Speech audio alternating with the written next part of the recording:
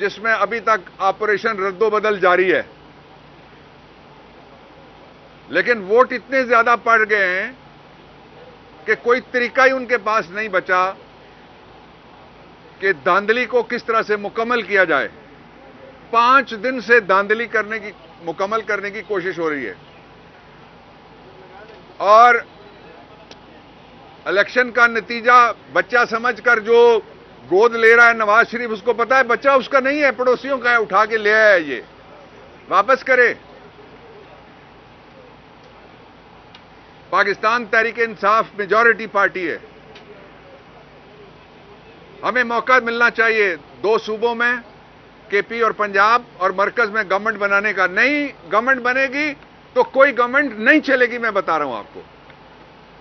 इसलिए कि 14.25 करोड़ के करीब वोटर्स जो हैं, उनमें 70 से 75% जवान और 51% खवातीन हैं। वो किसी मसलियत का शिकार नहीं हुए वोट डालते हुए, वोट का तहव्वुज़ करते हुए भी वो किसी मसलियत का शिकार नहीं है। अभी मैं 2 मुकदमात में पेश होके आया हूं। एक टोबा टेक सिंह NA 106 है, उसमें 3 फॉर्म 47 जारी हो चुके हैं। तीनों में गलतियां। मैंने आपके जो लड़के थे अंदर या खवातीन थी, उन्होंने देखा, मैंने बताया, गिन के बताया, वो गिनती नहीं उनसे पूरी हो रही। और इलेक्शन कमीशन को मैंने कहा है कि ये जुल्म आप रोकें।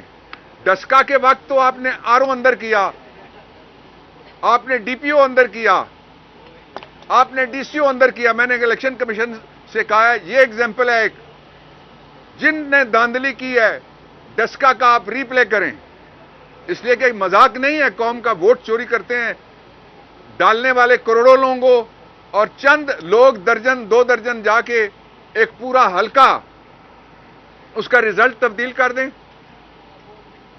ऐसा नहीं चलेगा, कभी भी नहीं चलेगा।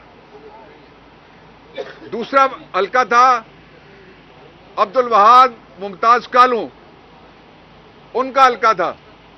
मैंने इलेक्शन कमीशन को दिखाया, हमारे पास फॉर्म है 45, वो 5000 से जीत रहा है, खालिद 6000 से जीत रहे हैं। लेकिन मुसलसल कोशिश जारी है किसी तरह से बुलेट के जोर पे जो बैलेट के जोर से जीते हैं उनको ताराज किया जाए। लेकिन नवाज शरीफ, वोट की बेइज्जती करके आपको टके की इज्जत नहीं मिलनी। मैं आपको बताना चाहता हूं, मैंने कल कुछ मुल्क गिने थे, दुनिया का कोई ऐसा इदारा जो वॉच डॉग है इलेक्टरल डेमोक्रेसी का, वो ऐसा नहीं है जो ये नतीजा कबूल करेगा, या सबने मुस्तरद कर दिया इसको। इसलिए ये पानामा 2 है नवाज शरीफ के लिए।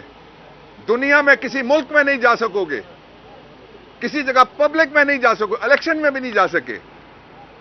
अब भी तुम्हारे पास वक्त है कि कौम के साथ टक्कर मत लगाओ, दस्तूर के साथ टक्कर मत लगाओ, कौम का राइट ऑफ वोट मत छीनो। और ये बच्चों को क्या पैगाम दिया गया 18 से लेके 39 ईयर्स तक, जिन्होंने पाकिस्तान के लिए मार खाई 2 साल, उनके घर वालों ने मार खाई, घर गिराए गए, हथकड़ियां, रेप, कत्ल, क्या नहीं हुआ?